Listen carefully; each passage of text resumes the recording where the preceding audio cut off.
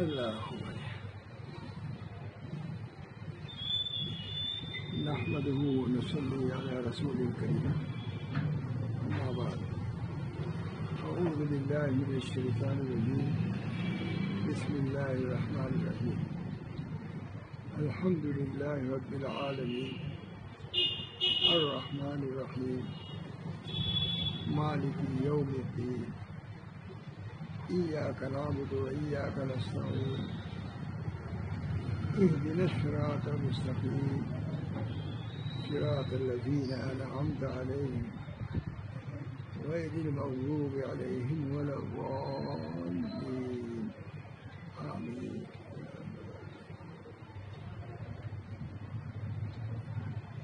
دل میں یہ داعیہ اور جذبہ پیدا ہوا کہ سورہ فاتحہ کے متعلق کچھ بیان کروں. اگرچہ دوسرے مضامین کے بیان کرنے کا خیال رہا، مگر انشاءاللہ اگر موقع ملا تو بیان کروں گا، اور اگر اسی میں وقت ختم ہو گیا تو اسی پہ اکتفا کروں گا. ظاہر ہے کہ سورہ فاتحہ کی بڑی عظمت ہے. سارے قرآن کے مضامین سورہ فاتحہ میں مندرج ہے، درج ہے. علماء نے اس کی تفصیل بھی بیان فرمائی ہے. جو لوگ پڑھتے پڑھاتے ہیں کتاب و سنت، ان کے سامنے یہ چیز بالکل آیا ہے. سورہ فاتحہ کی تفسیر کرنا گویا کہ پورے قرآن کی تفسیر کرنا ہے. اس بنا پر جی چاہا کہ قرآن شریف کے متعلق سورہ فاتحہ کے متعلق کچھ بیان کروں تاکہ قرآن شریف کے سب مضامین آ جائیں. سورہ فاتحہ یہ مخصوص سورہ ہے امت محمدیہ کے لیے. اتنی جامع صورت کسی اور کو نہیں دی گئی. اس بنا پر ہم کو اللہ کا شکر ادا کرنا چاہیے کہ نبی اکرم صلی اللہ علیہ وسلم کی توفیق میں ہم کو بھی یہ سورہ ملی جس کی ہم تلاوت کرتے ہیں، جس کے معنی مطلب کو بیان کرتے رہتے ہیں. یہ نبی اکرم صلی اللہ علیہ وسلم کے طفیل میں یہ سعادت ہم کو ملی ہے. اس بنا پر جہاں تک ہو سکے نبی اکرم صلی اللہ علیہ وسلم کے حقوق کو ادا کرنے کی بھی کوشش کرنا چاہیے، ان کی سنتوں پر عمل کرنا چاہیے. ان کنتم تحبون اللہ فاتبعونی، ان کنتم تحبون، آپ کہیے کہ اگر تم لوگ اللہ سے محبت کرتے ہیں میری اتباع کرو. ہمارے حضرت امام محمد احمد صاحب کہتے ہیں ان کنتم تحبون اللہ فاتبعونی فی السنن الظاہرہ والباطنہ. اتباع صرف ظاہری سنتوں کی نہیں بلکہ باطنی سنتوں کی بھی اتباع کرو. ظاہری سنتیں کھانے پینے استنجا وغیرہ کی جو سنتیں ہیں سب کو معلوم ہے، لیکن حضور اقدس صلی اللہ علیہ وسلم کی باطنی سنتیں بھی ہیں. وہ کیا ہے؟ توکل ہے، تواضع ہے، ایثار ہے، ہمدردی ہے، غمخواری ہے. یہ تمام چیزیں نبی اکرم صلی اللہ علیہ وسلم کی باطنی سنت ہیں. جیسے خود حدیث پاک میں ہے، نبی اکرم صلی اللہ علیہ وسلم نے ارشاد فرمایا اے لڑکے اگر تم صبح کرو اس حال میں کہ کسی کی طرف سے تم کو کینہ نہ ہو تمہارے دل میں تو کرو ایسا. اسی طرح اگر تم شام کرو اس حال میں کہ کسی کی طرف سے تمہارے دل میں کینہ نہ ہو تو کرو ایسا، کیونکہ یہ میری سنت ہے. آدم من سنتی، یہ میری سنت ہے، اور جو میری سنت پر چلے گا وہ جنت میں میرے ساتھ جائے گا. حدیث ہے نا، او کما قال علیہ الصلوۃ والسلام. ہمارے حضرت بادشاہ صلی اللہ سے فرماتے تھے کہ ظاہر ہے کہ کینہ رکھنا نہ رکھنا یہ باطنی خسرت ہے. تو نبی اکرم صلی اللہ علیہ وسلم فرما رہے ہیں کہ کینہ کے نہ رکھنا یہ میری سنت ہے. اور تو معلوم ہے کہ سنت کے اطلاق جیسے ظاہری اعمال کو ہوتا ہے باطنی اعمال پر بھی ہوتا ہے. کینہ کا رکھنا ایک باطنی عمل ہے. امت کے خصوصیات میں سے یہ ہونا چاہیے کہ کینہ کپٹ نہ رکھے. لیکن کیا بتایا جائے، آج امت کا یہ حال ہے.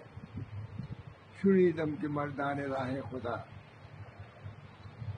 شنیدم کہ مردان راہ خدا دل دشمنا ہم نہ کردن تو تنگ ترا کر میسر شودی مقام بات دوستانت خلافت تو جن. فارسی میں شعر ہے، بہت لوگ فارسی جانتے نہیں، ترجمہ کرتا ہوں. شنیدم کہ مردان راہ خدا، بہت دنوں کے بعد یہ شعر پڑھ رہا ہوں، ابھی کل پرسوں پڑھا نہیں، پڑھتا رہتا ہوں کبھی.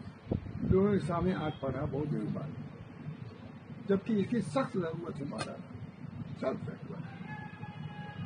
شنیدم کہ مردان راہ خدا دل دشمنا ہم نہ کردم بتنگ تھوڑا کر میسر شودی مقام کہ بات دوستانت خلافت ہو جائے، دوستوں سے بھی خلاف ہو جائے، بلکہ زیادہ اب تو زیادہ ہی ہے. کسی کا دل کسی سے صاف نہیں ہے. صاحب روحانی نے لکھا ہے، مصری عالم ہے، اور ہمارے حضرت بادشاہ صلی اللہ علیہ وسلم کو بہت سناتے تھے. فرماتے تھے کہ مصر میں دو قلب بھی متحد نہیں ہیں. صاحب روحانی نے لکھا ہے، صاحب روحانی کہیں ہونا لکھا ہو، یہ ہمیں حضرت بادشاہ صلی اللہ علیہ وسلم سنا ہے. دیکھو جی صاحب روحانی لکھ رہے ہیں کہ مصر میں دو قلب بھی متحد نہیں ہیں، آپس میں میل محبت نہیں ہے. آگے لکھا ہے انہوں نے کہ سامنے ہنس کے ملتے ہیں اور دل میں خنجر لیے رہتے ہیں. اس کی جملے اس کی بھی بات بادشاہ رسول اللہ تک بہت سناتے، سامنے کہا لگاتے ہیں، خوش ہوتے معلوم تک بہت بڑے دوست ہیں، اور دل میں عداوت کینہ کپٹ یہ رکھتا ہے. یہ مصر کا حال بھی آ گیا، دیکھیے بیان کر دیا میں نے. کیا اس زمانے میں مصر کا حال یہ تھا تو اب اچھا ہو گیا ہوگا؟ بہت برائیاں ہیں وہاں بھی، بہت برائیاں ہیں، بہت. علماء کے قلوب بھی صاف ستھرے ہمارے لیے. یہاں بھی یہی حال ہے، وہاں بھی یہی حال ہے، سارے عالم میں وہی حال ہے. ہمارے حضرت فرماتے بادشاہ رسول اللہ صاحب، بد اخلاقی سلطنت ہے. دیکھیے بہت زبردست ہے، بد اخلاقی سلطنت ہے اور بد اخلاق صاحب سلطنت ہے. یہ کہیں اس میں ہو گیا، کیونکہ میں ہندوستان میں بول رہا ہوں، کوئی بات نہیں. یہ ان کا ترجمان، ان کے الفاظ ترجمان ہے، حقیقت شناختی پر یہ لکھا ہو. بد اخلاقی سلطنت ہے، یہ تو بد اخلاقی سلطنت ہے اور بد اخلاق صاحب سلطنت ہے. کیا عمدہ بات! یہ وہی کہہ سکتا ہے جو ان حقائق سے واقف ہوا ہو، نفسیات کا جو ماہر ہو. نفسانیات نہیں میں کہہ رہا ہوں، نہیں کہہ رہا ہوں نفسانیات کو مانتے، جو نفسیات کا جو ماہر ہو وہی یہ کہہ سکتا ہے. بد اخلاقی سلطنت ہے، اس وقت بد اخلاقوں کی سلطنت ہے. پوری سلطنت بد اخلاقی پہ چل رہی ہے. کون چلا رہا ہے؟ بد اخلاق چلا رہا ہے، سلطنتیں چلا رہی ہیں. صرف یہاں کی بات نہیں بولتا، ہر جگہ کی بات یہی ہے. ایسے لوگ بیٹھے ہوئے ہیں جو سلطنت کے اس تخت کے لائق نہیں ہیں. ایسے لوگ بیٹھے ہیں. بہت عمدہ، بہت عمدہ. لا جرم منصور در دار بوت حکم چون در دست غدار بوت. نرم دشیر ہے، حکم چون در دست غدار بوت لا جرم منصور بردار بوت. جب منصور جیسا آدمی پھانسی میں کب چڑھے گا؟ جب سے کہ غدار حکومت آئے گا.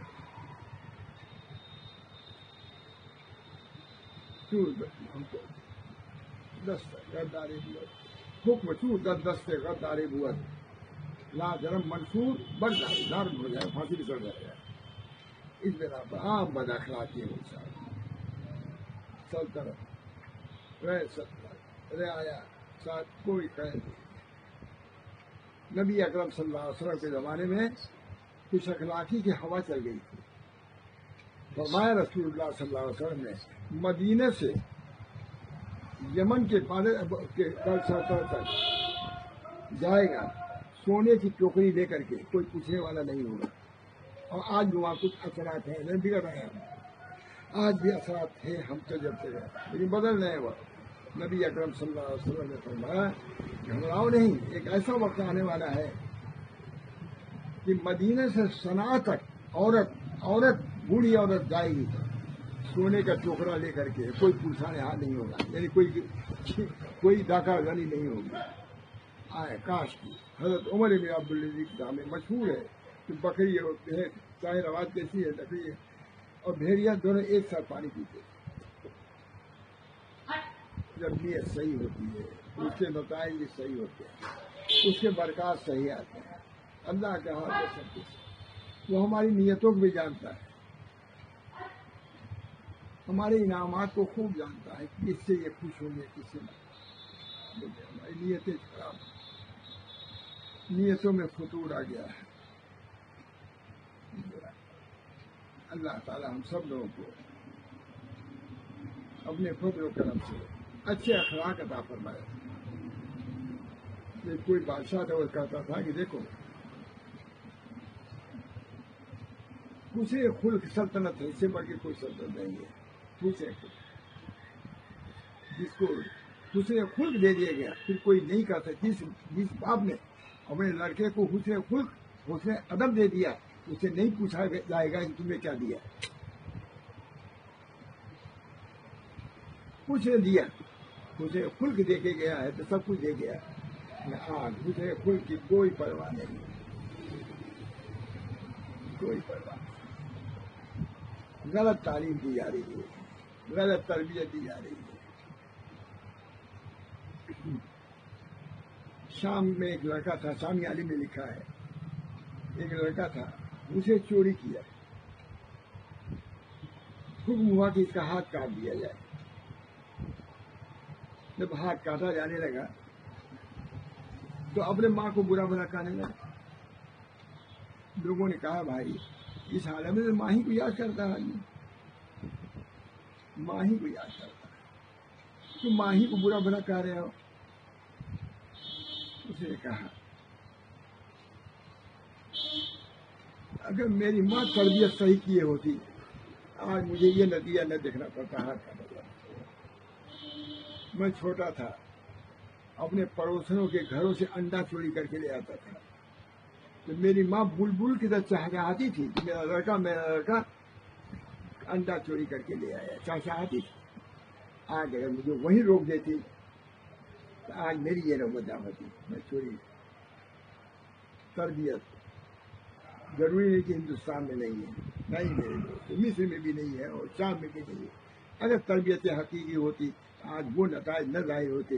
لاکھوں کروڑوں آدمی مارے جا رہے ہیں, کوئی کسی کو احساس بھی نہیں ہے کہ جان جا رہی ہے. یہ سب بد اخلاقی کے نتیجہ ہے. حدیث میں آتا ہے کہ جب ایک جان ناحق لی جاتی ہے غالب 40 دن تک لعنت اللہ کی برستی ہے. جن ملکوں میں جان ناحق لی جا رہی ہے وہاں کیا رحمت نازل ہوگی. ان رحمت اللہ قریب من المحسنین, اللہ کی رحمت محسنین کے قریب ہے. ان اللہ مع الذین اتقوا والذین هم محسنون. اللہ ہے مانتے ہو, جہریہ کوئی نہیں ہے. ان رحمت اللہ قریب من المحسنین, اللہ کی رحمت محسنین نیکوکاروں کے قریب. نیکوکاری کی برکت بھی ہوتی ہے, اسے سکون ملتا ہے. الا بذکر اللہ تطمئن القلوب. ہمارا تو یہ سرکاری چیزوں پر ایمان ہے. الا بذکر اللہ تطمئن القلوب. اللہ کے ذکر سے قلوب میں اطمینان پیدا ہوتا ہے. اگر 10 آدمی اللہ کا ذکر کریں گے تو یہاں نازل ہوگی یا یہاں نازل نہیں ہوگی. ساری دنیا میں اگر دنیا میں نازل ہوگی. مجھے یاد آتا ہے ہمارے گھر میں عبداللہ کے والدہ کہتے ہیں لڑکے انتقال ہو جاتا ہے, کہا چند مرتبہ میں درود شریف پڑھتی ہوں مجھے اطمینان ہو جاتا ہے. درود شریف پڑھنے کے اطمینان, تلاوت کرنے کے اطمینان, اللہ نے اس میں اطمینان رکھا ہے. درود شریف میں اطمینان رکھا ہے. لکھا ہوا ہے کہ اگر کوئی مصیبت ایسی آئی تم سے برداشت نہ ہو تو نبی اکرم صلی اللہ علیہ وسلم کی وفات کو سوچو, کیونکہ امت پر ان سے بڑھ کوئی مصیبت نہیں ہے. حضرت عائشہ فرماتی ہے فاطمہ صبت علیہ مصائب اللہ عنہا, صبت علیہ مصائب اللہ عنہا, صبت علی الایام سن علیہ.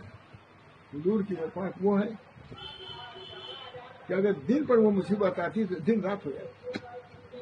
صبت علیہ نبی اکرم صلی اللہ علیہ وسلم تو تشریف لے گئی دین بھی جانا ہے ایسا ماننا. دین سے بھی دوری ہم کو ہو رہی ہے، خرافات بدعات رسومات میں لگے ہوئے ہیں. حضور اقدس صلی اللہ علیہ وسلم کی محبت کا دعویٰ میں ان کی تعلیمات کے بالکل خراب کر رہے ہیں. نہ ہمارے یہاں سچ رہ گیا، نہ ہمارے یہاں دیانت رہ گئی، نہ ہمارے یہاں امانت رہ گئی. ہم انہیں لوگوں کو نام لیوا. نبی اکرم صلی اللہ علیہ وسلم کے پاس تو کوئی معاہدہ تھا کسی کافر سے. حضور صلی اللہ علیہ وسلم فرمایا کہ جاؤ کرتے آؤ، میں یہی کھڑا ہوں، ہے کہ نہیں. 3 دن تک کھڑے رہ گئے کیونکہ اسے کہا میں نے وعدہ کیا تھا اس سے کہ میں رہوں گا تو میں کھڑا ہوں. یہ نبی کی سنت. حضور اقدس صلی اللہ علیہ وسلم کچھ مخصوص تھے. یہودی کا قرض تھا، وہ آیا وقت مقررہ سے پہلے آیا. یہ 1 تاریخ تھی، 25 تاریخ کو آ گیا. کہا ہمارا قرض دیجیے. اور کہا زبردستی کہا نہیں دیجیے. آپ کے باپ دادا سب جھوٹے ہیں. نہیں ہو رہا تھا نا آواز. آپ کہا کہ ہم یہاں لے کے چلیں گے. یوگی کا حضور نے کہا بھائی مجھے مہلت دو. نہیں دیا. اور کہا آپ کے باپ دادا سب ایسے ہی رہے ہیں.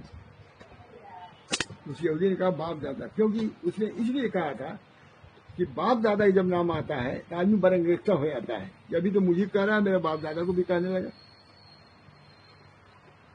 میں سمجھ رہا تھا لگا تھی میرے باپ دادا کو. لیکن حضور اقدس صلی اللہ علیہ وسلم ابھی خاموش ہے. حضرت عمر رضی اللہ تعالیٰ نے تشریف لائے. کہا یہودی کیا کیا آپ کو کہہ رہا ہے یا رسول اللہ. کہا چپ رہو، صاحب حق کا صاحب حق کو حق ہوتا ہے اس کا، کہنے دو اس کو. اور حضور اقدس صلی اللہ علیہ وسلم نے فرمایا اے عمر، تم کو مجھ سے کہنا چاہیے کہ جب قرض لیا ہو تو اس کو ادا کرو. اور اس سے کہنا چاہیے کہ قرض لیا ہو تو کچھ رعایت کرو. کیا عمدہ تعلیم. اس کو بھی تعلیم سے نہیں چھوڑا اور اپنے کو بھی تعلیم سے نہیں چھوڑا. یہ حضور صلی اللہ علیہ وسلم کی سیرت. مجھ سے کہو کہ قرض لیا ہے تو قرض کو، اس سے کہو قرض دیا تو فرمایا کہ اس کو اتنا دے دو، یہ کرو. آتا ہے روایتوں میں. وہ یہودی متاثر ہو گیا. اس نے کہا اشہد ان لا الہ الا اللہ و اشہد ان محمد رسول اللہ. پیش کرو اخلاق نبوی کو. آج بھی ہمارے اوپر عافیت تنگ نہیں ہوگی، کشادہ ہوگی. کب پیش کرتے ہو؟ میں تو مدینہ منورہ میں گیا ہوں، وہاں بھی ایسی بات سنی میں نے کہ مجھے تعجب ہے کہ مسلمانوں سے اعتماد ختم ہوتا جا رہا ہے معاملات میں. اور آگے نہیں چلوں گا، کہوں گا معاملات بہت بڑی چیز ہے. اصل کسوٹی معاملات ہے. اسی وجہ سے نبی اکرم صلی اللہ علیہ وسلم فرماتے ہیں نفاق کی علامت کیا ہے؟ اذا حدث کذب، جب بات کرے جھوٹی کرے، امانت رکھے یا خیانت کرے. وَإِذَا وَعَدَ أَخْلَفَ، سب یہ کیا اخلاقیات ہیں. نماز روزہ کا ذکر بھی نہیں کہا. وَإِذَا خَاصَمَ فَجَرَ، جب خصومت کرے تو فجور کرے، پھر اس کو فجور گاڑی کو لوٹ کرے. ہے کہ نہیں؟ چاروں کہتے رہتے ہیں. کہتے ہیں وہ منافق خالص ہے. وہی سامو صلی اللہ گچے نماز روزہ کرتا ہے. یہ تعلیمات کہاں ہیں؟ کتنے لوگ سنانے والے ہیں. حضرت مفتی رحمت الدین صاحب جب گئے دارالعلوم دیوبند، ان حدیثوں کو سنانا شروع کیا. دارالعلوم میں سنانا. حضرت کہا انہیں حدیثوں کو سناؤ دارالعلوم دیوبند. مفتی رحمت الدین صاحب سے کہا وہی سامو و صلی اللہ. اس بنا پر ان خصال بد سے ہم کو بچنے کی ضرورت ہے. نبی اکرم صلی اللہ علیہ وسلم کی تعلیمات صرف ظاہری نہیں ہے، صرف اعمالی نہیں ہے، اخلاقی بھی ہیں، معاشرتی بھی ہیں، معاملاتی بھی. یہ معاملات سے متعلق چیزیں ہیں. بہرحال سنت ہے نبی کریم صلی اللہ علیہ وسلم کی. ان تمام سنتوں پر عمل کرنا صحیح معنوں میں، تب ہم متبع سنت ہوں گے. تواضع اختیار کریں، تکبر کو چھوڑیں، ہمدردی اختیار کریں، غمخواری کو اختیار کریں، قساوت قلبی کو چھوڑو. حضرت نظام الدین اولیاء رحمۃ اللہ علیہ کا ملفوظ حضرت علی میاں نے نقل کیا ہے. فرمایا کہ قیامت کے بازار میں ہمدردی اور غمخواری سے بڑھ کے کسی چیز کی قیمت نہیں ہوگی. کس نے کہا نظام اولیاء ہمارے یہاں سب چلتا ہے. اللہ رسول بزرگان دین بھی چلتے ہیں ساتھ ساتھ سیرت سلف بھی چلتی ہے. معیار انکار بس سے شاید اس کام کی بنیاد 3 چیزوں پر ہے: کتاب اللہ و سنت رسول اللہ و سیرت سلف. ہمارے سلف کی سیرت یہ ہے. حضرت علامہ اولیاء کے ملفوظ حضرت علی میاں نے نقل کیا ہے، دیکھ لیجیے. حضرت علی میاں بھی ماشاء اللہ بہت بڑے شخص ہیں، انہوں نے بھی سیرت کو پیش کیا ہے اور فرمایا ایک جگہ کہ اگر ان بزرگوں کی سیرت کو نکالو تو رہ کیا جائے گا. بڑی عمدہ بات ہے. اسی سے تو اندازہ ہوتا ہے کچھ. آج اسی کے در پہ ہے، اس کو نکالو. کوئی کچھ کہتا ہے بزرگوں کی ضرورت نہیں ہے، کوئی کہتا ہے تصوف کی ضرورت نہیں، کوئی کہتا ہے طریقہ. ارے نہیں چھوڑو گے کچھ نہیں رہ جاؤ گے. پکڑو اپنے بزرگوں کی سیرت سلف.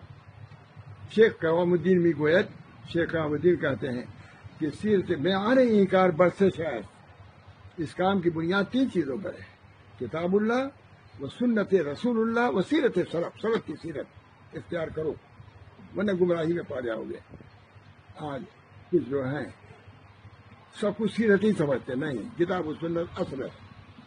ہمارے بزرگوں نے فرمایا ہے کہ ہمارے ہر قول و فعل کو کتاب و سنت پر پیش کرو. اگر معافی کو تو لو ورنہ دیوار پر پلٹ دو، ختم کرو اس کو. کوئی چیز نہیں. ہمارا طریق مشید بالکتاب و سنت. حضرت جنید فرماتے ہیں کتاب ہونا طریق ہونا مشید بالکتاب و سنت. ہمارا طریق کتاب و سنت سے مشید ہے، مدلل ہے. اس بنا پر میرے دوستوں بزرگوں ہم اپنے کو پہچانے، اپنے طریق کو پہچانے، اپنے نبی کو پہچانو، اپنے رسول کو پہچانو، اپنے خدا کو پہچانو. یہ سب معرفت ضروری ہے. کیا دنیا میں آئے چلے گئے. حضرت خواجہ محمد معصوم نقشبندی فرماتے ہیں کہ مجھے تعجب ہے کہ جس کے دل میں اللہ کی محبت نہیں وہ کیسے زندہ ہے. یہ سیرت معلوم ہے کہ نہیں کہ ہمارے تمام بزرگان دین محبت الہی سے سرشار ہے. اور سب سے پہلے اللہ تعالیٰ نے جو بیان کیا ہے اپنی صفت جس سے وہ محبت ہی ہے. احبت تو ان عرف میں نے محبوب رکھا کہ پہچانا جاؤں. محمد کا درجہ پہلا اور معرفت درجہ بعد میں ہے. بہت بڑا نقطہ ہے مول صاحب، یہی سورے نہیں ہوں گے تو. احبت اللہ تعالیٰ ہم سب لوگوں کو اس طریق پر گامزن فرمائے، طریق نبوی پر، طریق الہی پر. اللہ کا ان کنتم تحبون اللہ فاتبعونی، میری اتباع کرو تو اللہ کے محبوب، جو اللہ کا محبوب ہو جائے گا وہ یہاں بھی محبوب ہوگا، وہ اللہ کے بھی محبوب ہوگا انشاءاللہ. اس بنا پر ہم کو آپ کو لہو لعب میں اپنے وقت کو صرف کرنے کے بجائے اللہ سے تعلق، اللہ سے نسبت، کم سے کم معاشی تو بچیں. آپ کیا سمجھتے ہیں ابھی شادی کی اجازت ہو جائے وہ لہیب اس طرح کو ہوگی تصور نہیں کر سکتے. مدرسے سے یہاں آنا ہم لوگوں کا مشکل تھا تو کہیں ہے دیکھتے ہیں، لیکن ابھی آج اجازت ہو جائے آج شادی ایسی ہوگی گانے بجانے والی کہ جس کا تصور نہیں آپ کر سکتے. ابھی روپیہ بھی ظاہر ہو جائے گا، ابھی نماز بھی ظاہر ہوگی. کیا ہے نماز؟ اللہ ہم سب لوگوں کو ان خرافات سے بچا لے، لہو لعب سے بچائے، فضولیات سے بچائے. اللہ تعالیٰ مصرفین کو پسند نہیں کرتا. بخل سے زیادہ اسراف برا ہے. ہم نے دیکھا ہے کہ بخل میں اپنے تک وہ چیز محدود ہے اور اسراف میں اپنے سے زیادہ جاتی ہے. اس کے بخل میں تو اپنے ہے، اسی سے اس کا تعلق ہے بخل کا. اور اسراف میں کیا ہے دوسرے لوگ اس سے مبتلا ہوتے ہیں. بہرحال اللہ تعالیٰ کے لیے سورہ فاتحہ میں نے پڑھا ہے. الحمدللہ رب العالمین چھوڑ دیا، اس مضمون کو چھوڑ دیا میں نے. اب آ گیا میں سورہ فاتحہ پر. بسم اعوذ باللہ من الشیطان الرجیم، بسم اللہ الرحمن الرحیم. تمام تعریف ہے اللہ کے لیے جو رب العالمین ہے. الحمدللہ. اللہ ترجمہ ہی کر لو. کتنے لوگ ہیں جو سورہ فاتحہ کا ترجمہ جانتے ہوں گے؟ کتنے؟ خلاصۃ القرآن ہے لیکن اس کا بھی ترجمہ کتنے لوگ ہیں؟ بڑے بڑے لوگ تھے. ایک دفعہ رمضان میں نے بیان کیا پہلے سورہ فاتحہ پر، کہا یہ ہے تفسیر دوسرے جگہ، نہیں پھر کبھی نہیں آئے. اقرار کر لیا کبھی نہیں آئے.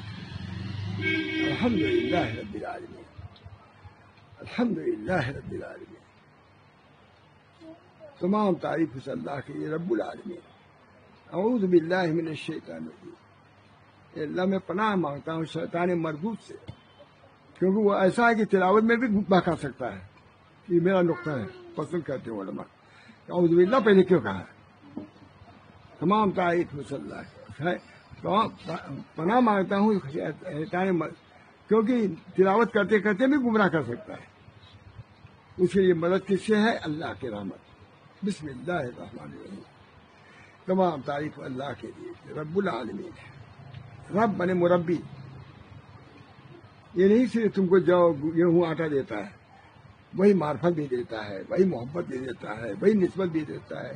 جیسے جو گیہوں چنا دیتا ہے، وہی اللہ معرفت بھی دیتا ہے، وہی اللہ نبوت بھی دیتا ہے، وہی اللہ ولایت بھی دیتا ہے۔ اس کے تعلیم ہو تو دے رہا ہے، اس کے بھی تعلیم وہ بھی دے گا تم کو ولایت، مانگو تو کبھی۔ الحمدللہ رب العالمین، تمام تعریف اس اللہ کے لیے رب العالمین۔ عالم کی انتہائی نہیں کہتے ہیں عالم ہے، تھک گئے راضی وغیرہ بیان کرتے کرتے، تھک گئے۔ رب العالمین، اللہ رب العالمین ہے، وہی مربی ہے، وہی پروردگار ہے۔ مجدد صاحب کا جب انتقال ہوا تو ان کے صاحبزادے کے ہاں خواجہ محمد معصوم کے ہاں کوئی شک گئے کہ حضرت ان کی وفات ہو گئی، اب کیا کریں؟ کہا رب العالمین موجود ہے، کرو گے؟ میرا باپ چلا گیا، وہ رب العالمین تو نہیں نا، مربی نہیں، مربی حقیقی اللہ ہے۔ کیا عمدہ جملہ کہا، یعنی باپ کی وفات پر کہا مربی حقیقی اللہ ہے، وہ اپنے بندوں کی تربیت کرتا رہے گا، کسی شیخ پر منحصر نہیں ہے۔ کیا عمدہ بات، یہ توحید ہے مولانا۔ تمام تعریف رب العالمین الرحمن الرحیم، جو رحمان ہے اور رحیم ہے، دنیا میں بھی وہی رحم کرے گا۔ وہ رحمان ایسا ہے کہ گائے بھینس جو بچہ دیتی ہے، مثال حضور نے دیا ہے، وہ بھی اپنے کھر کو اپنے بچے پر نہیں رکھتی۔ اللہ اتنی محبت دے کے بھیجتا ہے، وہ کیا جانے کیا ہے کیا نہیں۔ یہ اللہ نے کہا کہ اسی محبت کی بنا پر جو اللہ کو محبت ہے، اسی محبت کا کرشمہ یہ ہے کہ بھینس اور گائے اپنے بچے پر بچہ دے کر کے کھر نہیں رکھتی۔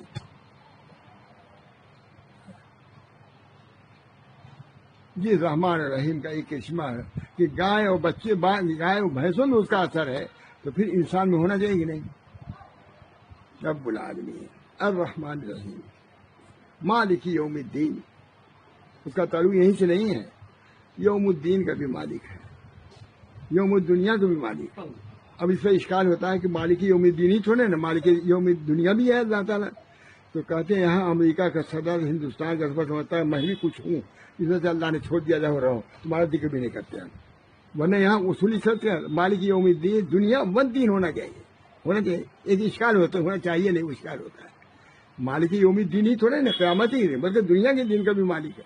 یہ چونکہ بظاہر یہاں بھی ہے کچھ مالک لوگ معلوم ہوتے ہیں، اس بنا پہ چھوڑ دیا اللہ تعالیٰ نے، جا لیے رہو، مرو اسی میں، کھٹو اسی میں، سب ذلیل خوار ہیں، یہ سب کوئی عزت ان لوگوں کی، ہم لوگ عزت سے ہیں بول رہے ہیں، ان لوگ کوئی عزت نہیں آ رہا۔ یہ دنیا ہے، کچھ نہیں بولتا ہے، کوئی حقیقت نہیں ہے، کوئی حقیقت نہیں، جس کے لیے لوٹ رہی ہے دنیا، کیا کیا سیاست، کیا کیا پالیسی ہے، کیا کیا اسکیمیں ہیں، کیا کیا سازش ہے، کچھ نہیں۔ ابھی مر جاؤ ختم، 1 منٹ کے اندر۔ کاکورا کہاں آیا، کوئی آیا ہے، وہ تو میں کہتا ہوں کہ موت کا محاسبہ کرنے کی ضرورت نہیں ہے، موت تو مشاہدے میں اب ہے۔ بہت بزرگ محاسبہ لگائے تھے، میں کہتا ہوں محاسبہ کرنے کی ضرورت نہیں، مشاہدہ دیکھو موت کیا گیا گیا وہ گیا وہ گیا، ایک دن میں چلے جاتے ہیں آدمی۔ مالک یوم الدین ایاک نعبد و ایاک نستعین، اب جوش میں آ گیا آدمی، ارے ہمارا مالک ایسا ہے، رب العالمین ہے، رحمان الرحیم ہے، مالک یوم الدین ہے، تو اسی کی عبادت کرنا چاہیے۔ اور وہ محبوب حقیقی سامنے آ گیا، پہلے غائب کا سو گیا ہے۔ الحمدللہ رب العالمین، امام صاحب صلی اللہ تک مضمون مالک یوم الدین، یہ سب کا غائب ہے، وہ مالک یوم الدین کا۔ اب کیا کہتا ہے، یہ ہم آپ ہی کی عبادت کرتے ہیں، یہ آپ کہاں سے آ گئے؟ کہتے ہیں صفات ایسی بیان کی گئی ہیں کہ مالک حقیقی، محبوب حقیقی سامنے آ گیا، اور بندہ کہتا ہے ہم آپ ہی کی عبادت کرتے ہیں۔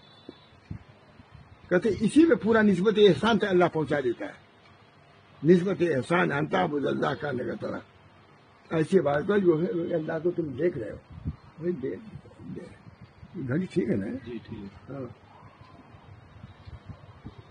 اچھا.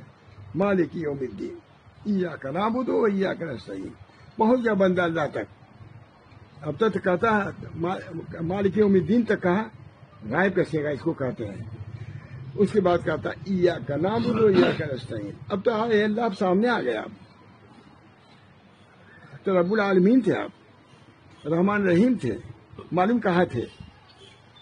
مالک یوم الدین تھے، معلوم کہاں تھے؟ لیکن اب تو سامنے آپ آ گیا. ایاک نعبد، ہم آپ ہی کی بات کرتے ہیں اور آپ ہی سے مدد طلب کرتے ہیں. اب ہماری یہ کوئی ضرورت نہیں. جب ہمارا رب العالمین ہے، رحمان رحیم ہے، مالک یوم الدین ہے، پھر آپ ہی سے مدد کرتے ہیں. ہم دوسری کی طرف کیوں جائیں؟ ایاک نعبد و ایاک نستعین. ہم آپ ہی کی مدد، ایاک نعبد، ہم آپ ہی کی بات کرتے ہیں، کسی غیر کو شریک نہیں کرتے، اور آپ ہی سے مدد بھی طلب کرتے ہیں، کسی غیر کو شریک نہیں کرتے. اصل مستعان اللہ رب العزت ہے. اس وجہ سے ہمارا آپ کا عبادت میں جیسے توحید کو اختیار کرنا لازم ہے، استعانت میں بھی اللہ ہی سے مدد طلب کرو. اس میں بھی ہماری توحید جس طرح عبادت میں ہونی چاہیے، اسے استعانت میں بھی ہونی چاہیے. مدد اللہ ہی سے مانگو. تھوڑی سی غلطی کر دیا، ترجمہ میں کیا سکھا ہو گیا.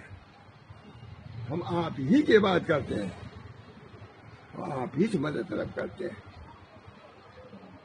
علامہ ابن قیم کی کتاب ایک ہے، مدارج السالکین فی ایاک نعبد و ایاک نستعین. سالکین کے درجات کس میں ہیں؟ ایاک نعبد و ایاک نستعین کے اندر ہے. جتنا ایاک نعبد و ایاک نستعین پر استحضار، اس کا مراقبہ اور اس کا یقین، اتنی بڑا اس کا مقام ہے. بزرگوں کے مقام کا کی تدریج اسی سے، درجے اسی سے قائم ہوتے ہیں. جتنی بڑی ایاک نعبد و ایاک نستعین اتنا بڑا درجہ. اب ہم لوگ چاہیے کہ نہیں صوفی ہو کر کے درجہ کوئی حاصل کرنے کی فکر کرنا چاہیے؟ نہیں.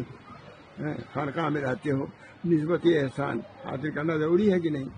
بھائی آپ کا ہے تو معاف کیجیے گا. آپ لوگ حضرت شیخ الحدیث سے کسی نے کہا کہ بہت بڑے عالم تھے، حضرت یہ تصوف کیا بلا ہے؟ کہا تصوف کی ابتدا انما الاعمال بالنیات ہے، اور اس کا انتہا ان تعبد اللہ کا نگترا. اس عبادت کو جو ہے اللہ کو دیکھ رہے ہو. یہ اسی میں پوری سورۃ فاتحہ میں اللہ نے درج کر دیا. ایاک نعبد و ایاک نستعین اہدنا الصراط المستقیم. اے اللہ، یہ نسبت، اس احسان دیجیے ہم کو، اپنی ذات کو ہمارے سامنے کر دیجیے، ہم کو اس کو مشاہدہ کرا دیجیے.